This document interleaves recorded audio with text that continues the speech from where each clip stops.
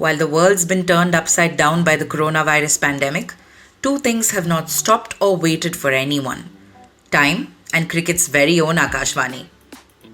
The voice behind it, Aakash Chopra, has enjoyed a strategic view of Indian cricket's evolution from underdogs to champions, first as a player and now as a broadcaster. From being a part of iconic opening duos and multiple Ranji Trophy victories to coming into his own as a celebrated author and analyst, he continues to enjoy being an ardent student of the game. Aakash Chopra is our guest on episode 3 of Tissot Presents Sportstar Extras T20 Time. Hello and welcome to Tissot Presents Sportstar Extras T20 Time. Joining me today is Aakash Chopra, former India opener turned the whole and soul of Aakashvani. How are you, Aakash? Thank you so much, Amol. Cricket Aakashvani is perhaps a slightly better definition, because Aakashvani, the whole All India radio days, that was the real Aakashvani. Mine is just the cricket Aakashvani. Yeah, yours is the 21st century Aakashvani. We'll come to your role as broadcaster, Aakash, but let's begin with once upon a time when you used to play. One of the features of Aakash Chopra, the cricketer, the opening batsman, is he has opened with Virender Sehwag, he has opened with Gautam Gambhir, he has opened with Shikhar Dhawan. Can you just tell us how different was it for you at the other end to manage all three? See, the good thing is that you don't have to manage all three at the same time. Partnerships in terms of having another guy at the other end, I've been very, very blessed, to be very honest, because the three names that you mentioned are runaway match winners. They're at least Viru and Gautam, and then now Shikhar also. They're like one of the most, three of the most prominent openers that India has ever produced, albeit in different formats as well. So let's start with Viru. Actually, because Viru and I go back a long way, but not as opening partners. We used to be together. Not together, actually, in a sense that we were always the opponents when we were at school. So we go back that far, 8th, 9th standard, he turning up for a different school, me turning up for another school, and just locking horns at that point in time. And we'll get together for the Delhi team, and then, of course, we'll part ways for the next 8-10 months. We are competing against each other. And at that time, Viru was a middle order batsman. I was still an opener. So when we got together, actually, I may not be incorrect if I were to say that we actually got together as openers only when we played for India. Before that, we never actually opened, I think, together in any form of cricket. He was always a middle order. I was always an opener. He spent very little time at Delhi Ranji Trophy team, and I spent a lot there. And we never opened together. So when we started opening for Team India, I suddenly realized that, we've got a fantastic camaraderie going. Here is a guy who makes batting ever so easy from the other end, and I was just happy watching him play and smashing all good balls for fours. And my job was to take singles, and he was very kind. He would take singles because singles were my lifeblood, and he never said that, I can actually hit fours, so I'll just stay at one end, you stay at that end. He was never that kind. So it was incredible. His honesty, his innocence, in a certain way, was very endearing and charming. Gautam and I actually opened quite a bit together. So that was for Delhi, because both of us were playing Ranji Trophy at the same time, and we actually struck a fairly decent partnership, because both of us actually ended up quite scoring a lot. These partnerships also blossomed. And then that's where I learned that you don't even have to be friends with someone, and you still can actually forge a good partnership as professional cricketers. Because Gautam and I would get along well, but he wouldn't call me a friend. I won't call him a friend either, because we never actually shared that kind of relationship. We came from different clubs. We had different maybe ideologies and all, and different interests, and we just didn't really become like great friends. And then it was not even needed. So that was my first taste of in terms of, when I look back at it now, that professionalism, it just actually transcends friendships and all of that. It can still work very well. Dhawan and I actually, we go back like Viru, in fact, maybe longer than that, because I saw Dhawan. Both of us came from the same stable. Sonnet. He was, I think, 13 or 14 when I was of course, I'm older to him, so I was still playing, and then at first class level, and he was just coming up through the ranks. Oh, it was incredible that this little kid who used to play for Sonnet is now my opening partner at Delhi. I was still at Delhi, and he was then playing for India. I really enjoyed seeing his growth because I've seen him from very close quarters. A different character, brought a different taste to the opening combination, but it was fun. Like you just mentioned, as in one was a great friend, the other was okay. You were never friends with him. The third one, you have written in Out of the Blues that you just did not get along with him off the field. But still, when you had to come up with some real big partnerships with all three of such characters, how was it different on and off the field with each one of them? Can you give us one timeless memory with them?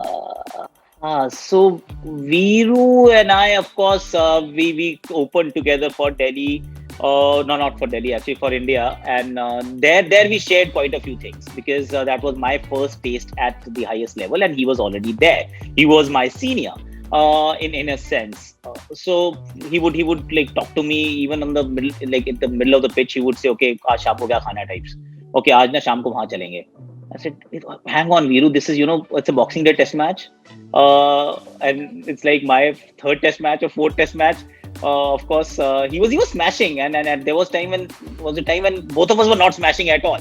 But then he would still be very tongue-in-cheek in humor, in innocence as well, that अरे run बना ले नहीं तो drop हो जाएगा यार क्या कर रहा है so those kind of things with he's got this endearing charming personality.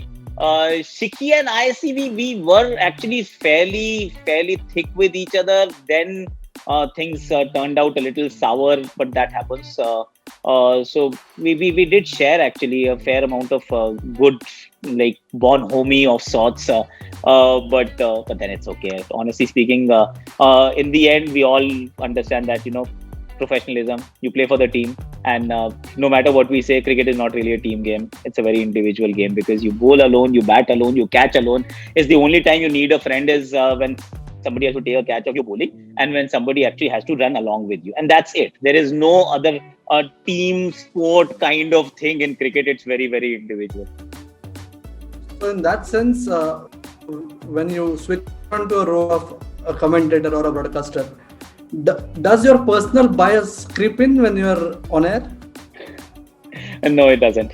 It crept in once because and I was one of the happiest guys when Ashish Nehra actually retired, because he's one guy who's very close to me. So that is when I actually was less objective, and I was a little emotional about all of it because he's someone who I've like grown up. Both of us have grown up together.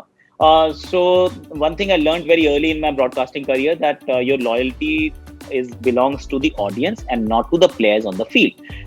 Players on the field could be your friends, could be your teammates. It does not matter because it's not about your relationship, your equation with the players who are playing. Your relationship is only with the viewers. Give them the most objective analysis of that moment and time, and then stay unbiased completely. Just be totally objective and not subjective. So only once it happened with Ashish, and once he retired, and he retired quite early in my broadcasting career. And since then, there has been no such issue. There are no conflicts of interest, so to speak, because all the guys who are there are my friends, but they're not my dear friends. They're my acquaintances. I like them to play for India. I want them to do well. But if they fail, I may not be. I perhaps will be the first one to say, we really botched up here. You as a commentator, do you have that? How will X react to it, or how will the social media go berserk over this when you are actually on air? Does it play on your mind? No, actually. So when I'm commentating, honestly, I'm not thinking because just the game takes over, and you are trying to be a part of that narrative, and you're trying to add to that narrative and then bring some joy, entertainment, and value to the people who are watching at home. That's my only objective, my only diktat to myself, that this is what I'm supposed to do here. Do that to the best of my abilities, because if I'm analyzing something, let's analyze from a very neutral point of view and present the wholesome picture. Player may feel this way and the bowler may feel that way, but this is the situation and all of that. Just break it down into pieces and then make it as simple as possible for the end user to understand. where I'm actually so commentary and broadcast has been pretty okay. Where I actually now become a little cagey about what I'm saying is when I do my own stuff, my Aakashvani and stuff, because not for just one reason. That there are quite a few publications who pick up things as and when they want to, and they'll just put that little quote without the earlier things that I've said, and I've gone on to say something else. They'll just take one thing out, and then it is a free fall, or rather free for all. And people don't take the time out to even read the entire article. The article actually may have carried everything, but that clickbait headline has made me a little more cautious. I was not like this. So last a few months, a couple of years maybe, I've started becoming a little more cagey with my words, because every word has to be in context. If it is missing slightly, somebody will make sure that it is misinterpreted and it is communicated to the masses in a fashion that will rile them up, and that's not nice. You said you are cagey about the last couple of years. In the last couple of weeks, we have seen you involved in two such, if I may use the term, controversial episodes. That Nisham thing that happened was not the first time it has happened. It's not the last time either. It happened with Moin Ali as well. It happened with Nisham.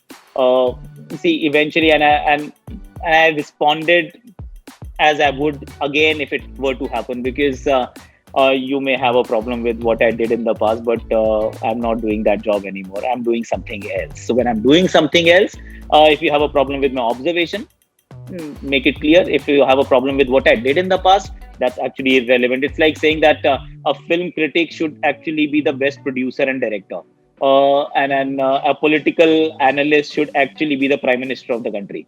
If you've not been the prime minister, you can't be a political analyst. So that I think is just too overrated, and then people tend to get slightly touchy-feely about it.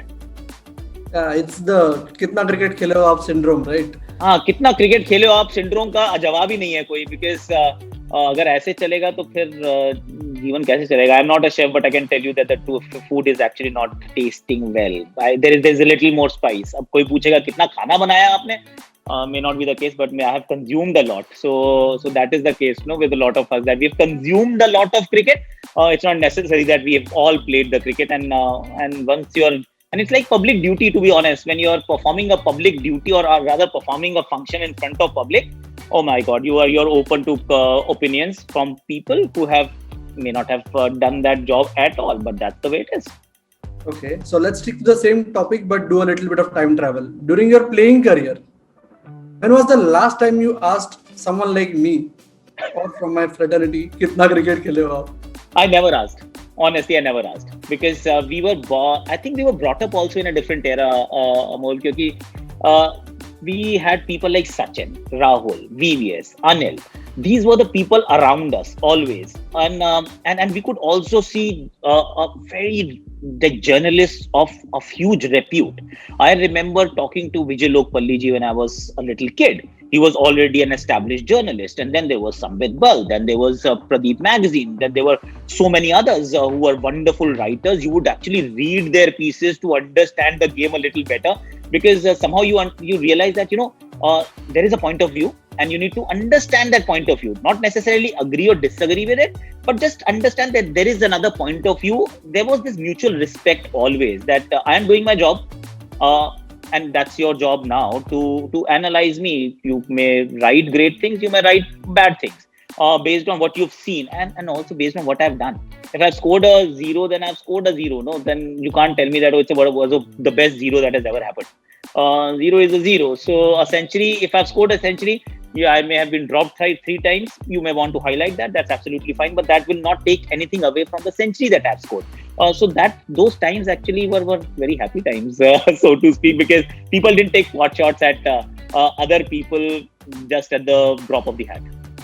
When this whole thing called the Indian Premier League started in 2008, you were one of those fortunate senior ones who could actually get a first-hand experience of it in its first edition.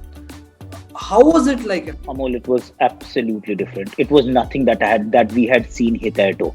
And I remember walking out on the field for the first time for an Indian Premier League game.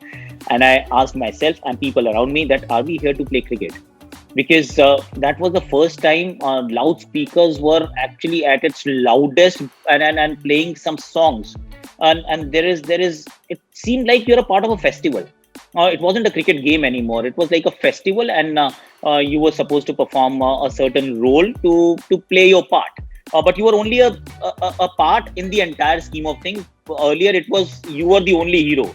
But now it suddenly felt that okay, there's a lot more to the game than the players itself, and then the game itself, and this is how it was wrapped up. See, and that also at that point in time with no understanding, because our understanding is based on what we have seen so far, and this was something that was nobody had experienced, so you didn't know what to actually to expect, and that also colors your opinion quite a bit. Oh, this is just glitz, glamour, not a lot of cricket. It'll just go away in a little while. People are not really going to be glued onto it. It will destroy some parts of cricket as well. The purist in me was telling me. So those were all our conceptions, or rather misconceptions at that point in time, and a lot of them also got quashed over the period of time, because humans evolve, and that evolution we never take into account, that this can also happen. I, as an opener, Amol, at that point in time felt that test openers khatam. They're not going to be again. We'll have those good test openers, because everybody wants to play T20 cricket. So you can't play T20 cricket and Test cricket and excel in both. But then we saw that there are people. You see Mayank Agarwal today. You see KL Rahul. You see Rohit Sharma. David Warner. There are multiple examples that humans have actually evolved. They evolve. We all evolve. It's just that the rate of evolution is something that is not visible to us at that point in time when you're actually in the moment. So I was taken, like it was a shock when it started, but now looking back at it, I say it is one of the best things that have happened to cricket. You were at Chinnaswamy for the first game, right? I did not travel for that game actually. So we had a huge squad. I was watching that game with Chiteshwar Pujara in our hotel room in Kolkata. So what was it that both of you were discussing? Ideal batsman to be discussing or anything like this? I know. So Pujara and I saw what Brendan McCullum did. We chuckled and to ourselves and said, okay, fine. Maybe it's not a bad thing to be not there, because this is not something that we can do. But as players, you also challenge yourself that, maybe if we tried hard enough, we will reach that far. So when we saw that, we saw a phenomenon unfold, unravel in front of us. And we all wanted to be a part of that phenomenon as well. And we all tried. We gave it a very, very honest shot at it. I realized after a couple of years that, no, I was not cut out to play this format. Pujara may still be trying, because as long as you're playing professional cricket, you want to improve. You want to actually be there, and you do not take no as an answer. That, oh, you can't play. Why can't I play? If I can do this, I can do that. And I can do that as well. Because this is how I'm hardwired. Nobody tells me that you're not capable of doing this. And I will chart a new course. So it was interesting. Sometimes we find out that we are capable of it. And on times when we don't, we actually say, fine, at least we tried. If we didn't try, we didn't know. So what did you tell Baz when you met him for the first time after that innings? So I distinctly remember we were at Sonar Bangla, and I was just finishing my breakfast in the hotel lobby, and so here is the team now arrived from the last night's exploits, and everybody is now has sat up and taken notice. I did this, and I said, just take a bow, man. What did you do last night? And in fact, it was so. It is still so fresh in my memory as if it happened yesterday, because yesterday I met Baz again, and I actually said the same thing, that this is what you did. I mean, that night. So that night comes to your mind every time you think of the IPL, even though I was not even there at the Chinnaswamy Stadium, but it has left that indelible imprint on our memories, which will stay for, I think, the rest of our lives. Right.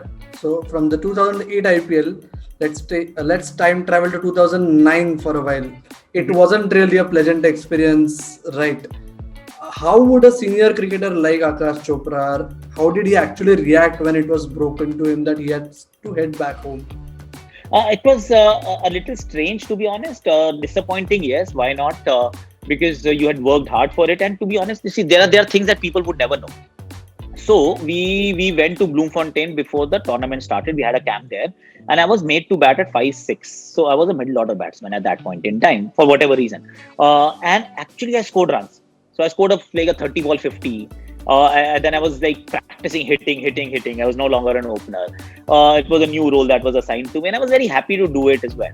I played one game. My team scored, I think, about 70 odd runs. I think I scored 13.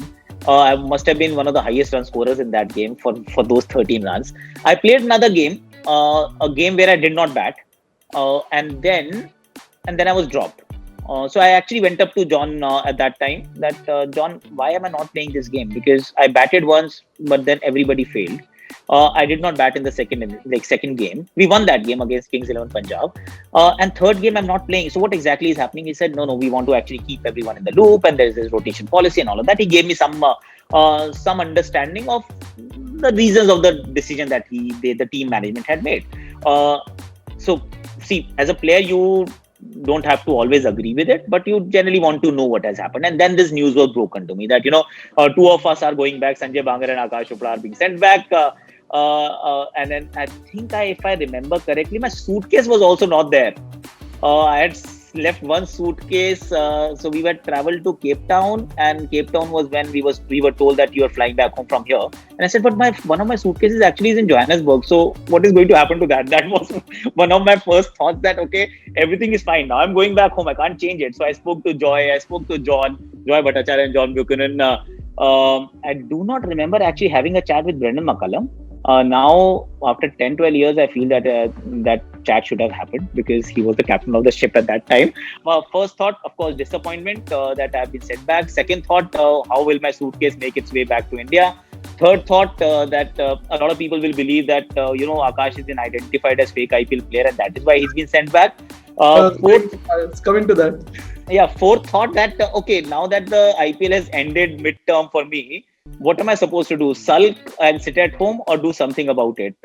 So these were like four overwhelming thoughts, and over a period of 10, 15, 20 years of playing, we are hardwired to deal with disappointments. So it does not stay for too long. I am actually personally also hardwired in a fashion that you give me a disappointment, I'll be disappointed for 5, 7, 10 minutes, and then I start thinking, okay, what's next? Let's start planning about the next thing, because this has happened. I can't do much about it. So this fake IPL player, the millennials won't really know what it was. Twitter was in its nascent stages. Instagram hadn't been born. No. We were all living on Facebook and Orkut, and suddenly there was this blog, fake IPL player. And like you said, virtually everyone in the cricket fraternity thought that yours or Sanjay Bangar's being sent back. Especially yours, because you were actually already a columnist for newspapers back then.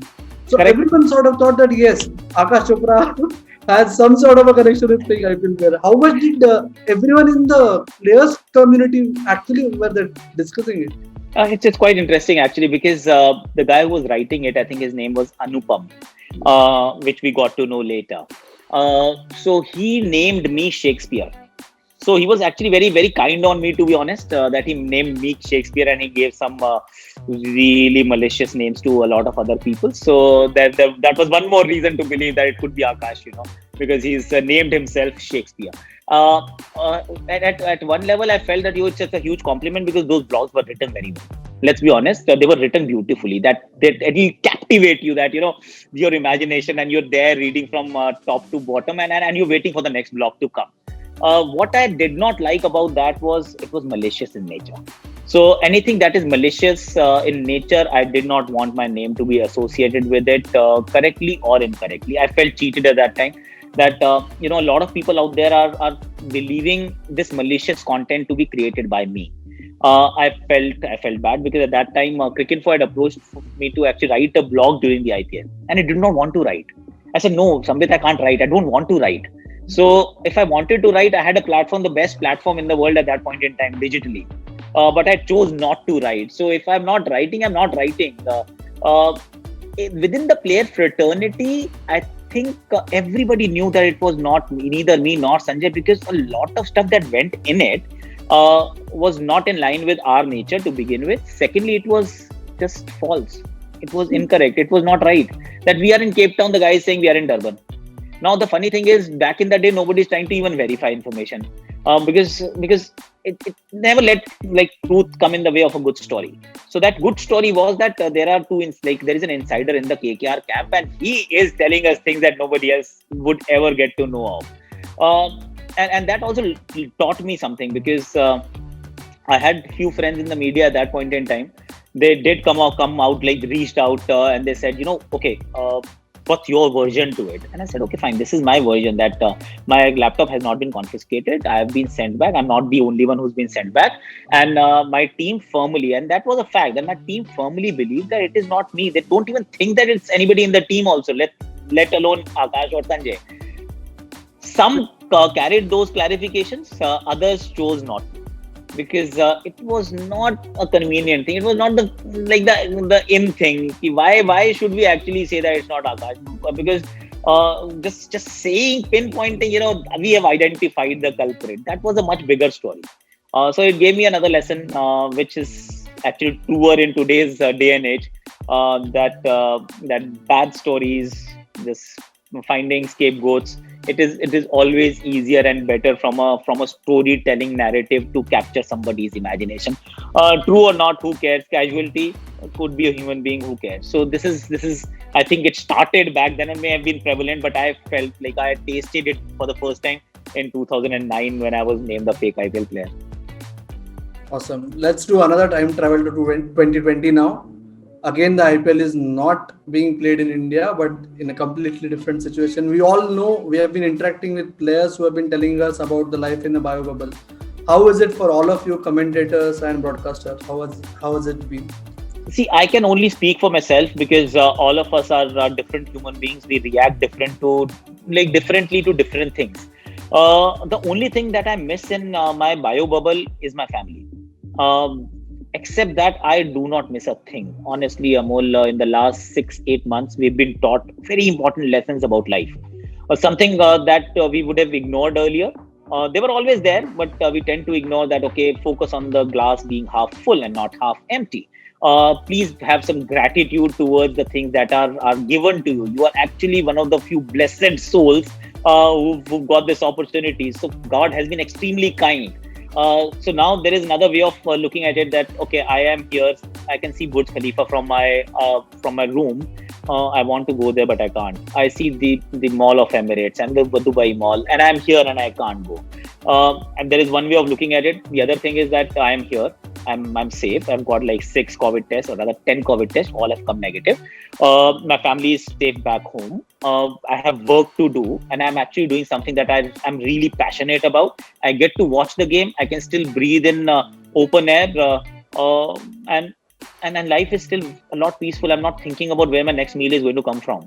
So when you look at all those things, it seems bio bubble is absolutely fine. Staying in a room is fine. This room could have been anywhere else.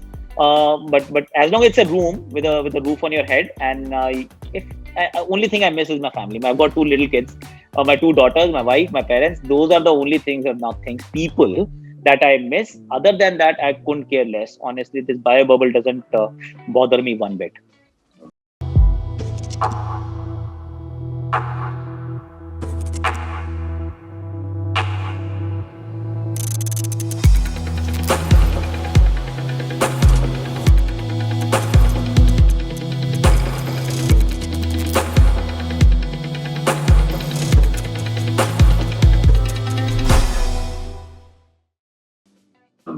Sport like T20 cricket, how critical is the concept of time in general and in particular for a batsman?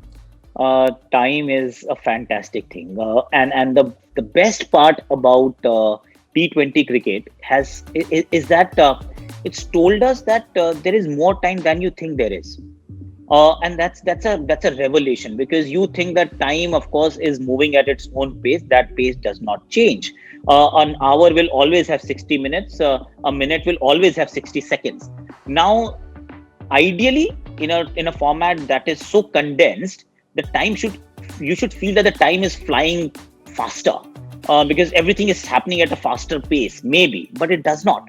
Actually, it forces you to slow down, find a way to just figure out calm in the middle of a storm and chaos. There may be chaos everywhere, but you need to figure out a way to actually be at your calmest best. So time has become very relevant, and it has been given another dimension. When there's lots of it, you take it for granted. But when there is so little of it, you want to make the most of it, and that is where I think T20 has actually developed into the most tactically heavy game, where every tactic has a huge influence bearing on the outcome, and that's the fact, right? That 20 over innings, every over is 5% of that innings. Now 5% can change the game completely. 6 balls that you face is like 5%. 10 balls, suddenly those 10 balls are they mean a lot more than they would say in a test match. 10 balls in a test match, it's not even a phase. But 12 balls in a T20 game, it's a phase that will decide the outcome of the game. So that is how time has become so important and relevant suddenly. How would you make use of time between toss and, let's say, as an opening batsman who's waiting? And how did it change when it comes to playing in whites and playing T20? See, from toss, and if you're an opening batsman and this is your time to go out to bat, your team has chosen to bat first, or you've been asked to bat first, then those 20 minutes, the first 5-7 minutes, you would want to may still be okay chatting with people, roaming around, but mentally you already have started preparing. And gradually you actually go into a phase where you are in a zone, in a bubble. There are people around you, but you don't see them. They are talking, but you can't hear them. You try and attain that zen-like situation, a state in your head. Of course, physically you're there. You may laugh at a joke that you may not even have heard. It hasn't registered. It's like you become a chikna ghada. Whatever is being thrown at you, it doesn't stay. It doesn't stick. It just moves on because you have created that bubble around you, and that's where you start getting ready, preparing for a war. That this is the last opportunity before you go out. So you tick all your boxes and then find yourself in a space, a mental space that is ideal, optimum for your performance, to bring the best out of you. So there will be doubts, there will be other kinds of things that will be playing on your mind, but you're already planning as well. I'm facing stain, and this is what it is likely to be. And to be honest, to replicate that time, the time that you're walking out to bat, I started doing this. That a day before, a night before the game, a day before the game in a test match, night before in a T20 game, I would actually walk out from the dressing room to the pitch, visualizing that the stadium is full, people are there, there's music blaring very loud, and this is how I'm feeling without actually the game happening. So you visualize that time, and so that when you finally, for reality, that when you're walking out, you feel that I've been there before. It's not the first time I'm doing this. Let's put the Aakashvani founder back in his limelight. Can you give us one sort of significant trend during IPL 2020 at the halfway stage we are now? So there are quite a few trends now developing. Batting first is something that has become an important thing, and I'm enjoying it, because back home, every IPL, every T20 game, win the toss, bowl first, chase, rinse, repeat, because that was the success formula. There is some dew at the back end of an innings, pitches, grounds are smaller, you could always chase down, barring a couple of venues. So that became a trend that became actually slightly boring. But now that has changed. So if you win the toss, you tend to bat first. But if you have a good enough team, you can also chase it down. Batting first is interesting, because if you bat first, then the onus is on you to now create that rhythm of the game. And if you choose to field first, that onus is never yours. That is somebody else's owner. That's the onus on the opponents to actually now create a new rhythm. And you're still okay to for the game to like meander a little bit, go away, drift away, because you know that I can chase anything in the back end because it becomes easier. But now that's not the case. First, you need to bat first. These pitches are not really flat. There are flat pitches, but they're not very as flat as a Rajkot or a Wankhede or a Chinnaswamy. So you have to bat well, but then get to 180. If you want to win the game, you still have to score at 9 and over. But then if you do all of that, there is a chance that you'll be able to defend. So I think that's one trend that has developed, and it's a fantastic trend. Do you think all the teams are actually getting it right when it comes to having those 4 overseas players, which are critical for an IPL team's balance eventually?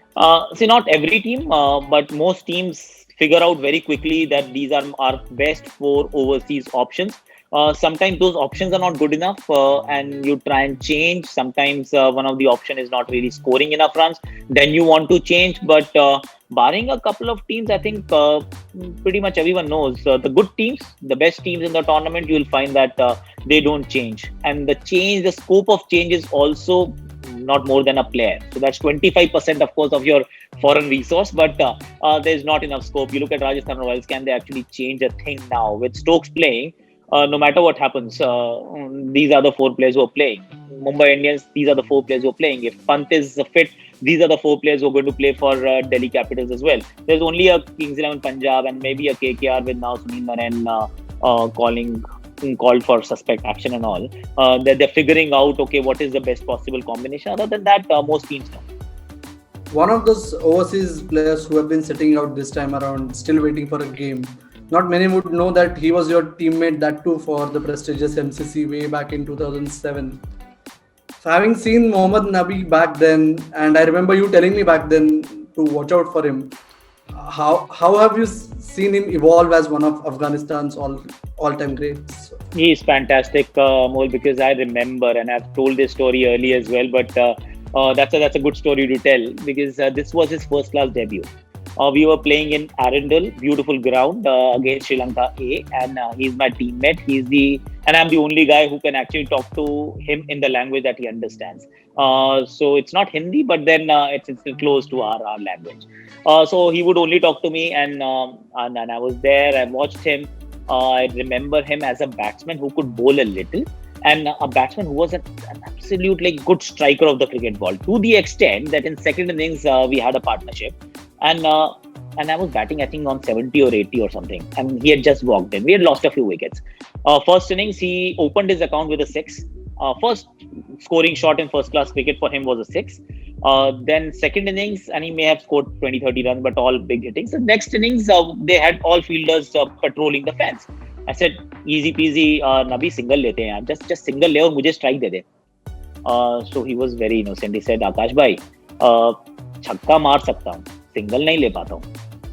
And they were like, are you serious? I mean, did you really say that you can hit 6s? People standing at the fence, they don't bother me. I can actually clear that fence. But taking a single was difficult for him. And from there to one of the finest T20 players, white ball players, as a bowler, with no carom ball, with no doosra, bowling it slowly, throwback to the olden days. He's been an absolute rock star, and he's been that inspiration, that once in a lifetime kind of cricketer who comes and revolutionizes the game in the country, the perception, how people perceive, and how many people actually end up playing the game. So he's that guy. He's the Kapil Dev of Afghanistan. He's done what Kapil Paji did for Team India. The last one from our end. Can you give us your, if not the 2 finalists, the 4 playoff contenders? See, if cricketing logic prevails, it has to be Delhi Mumbai. It has to be a final between Delhi Mumbai. I've been very vocal about these 2 teams right from the start. Find them very balanced, even though Delhi is now getting a fair bit of injury worries, but they still have enough resources. So I'm thinking Delhi Mumbai as finalists. RCB has already won enough to qualify. So just let's see, 1, 2, 3, Delhi, Mumbai, RCB. 4th team will be a scamper for that place, because there are quite a few teams who are there and thereabouts, and it will, in the end, it may not be like about which is the best of the remaining bit. Might actually end up being which is the less poorer team amongst the remaining teams, because there are quite a few holes in every team, and they're trying to plug the team with fewer holes will reach the final four, and not necessarily the one with the steadiest ship. Awesome. Thanks a lot, Aakash. I hope your Tissot C-Star wristwatch has been delivered to your home in Bombay while you enjoy the bubble. I believe it is, but I don't have the blue strap. I have asked for the orange strap. I like color in my life. Colorful Aakash as ever. Thanks a lot, Aakash. Thank you so much, Amol. Thanks a lot, guys.